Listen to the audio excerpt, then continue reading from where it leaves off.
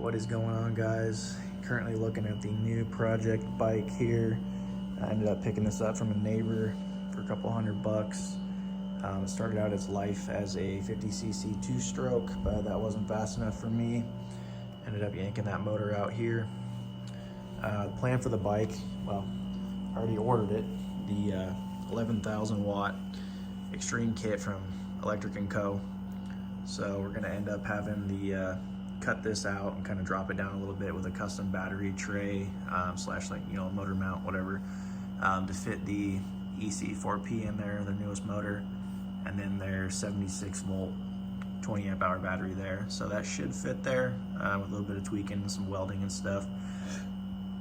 Ended up having to replace the, well, haven't done it yet, but gonna be ordering a new MX 650 tire for the back.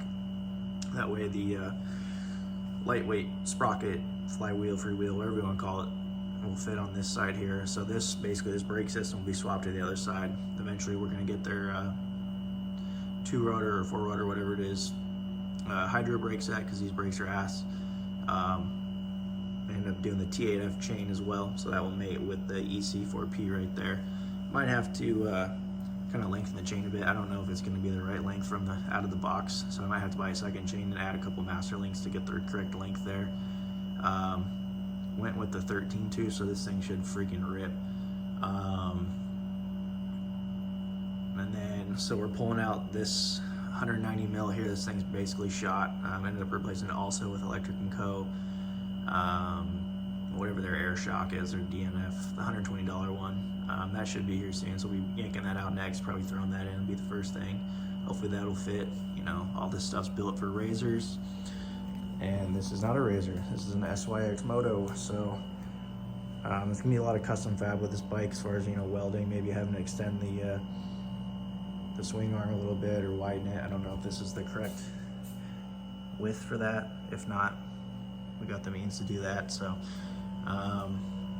and like I said, we'll be swapping out probably the front as well for an MX 650 tire, just to kind of make everything a little easier for swapping, because this isn't the same brand like I said earlier, so making that swap's kind of hard without custom modification. But we'll swap that out for a 650 tire and eventually swap the brakes out too, so that should help improve stopping power and kind of slow this beast down, because she can have a lot of power at her top end. So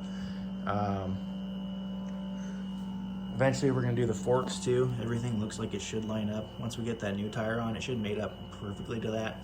This is also a 12 mil pass-through bolt there, which is also the same on their kit there, so that should fit. The bolt may be a little bit longer on the bottom side, but that's fine. We can cut that off, kind of shave it down a little bit, and maybe have to adjust the bump stop there, or the handlebars there.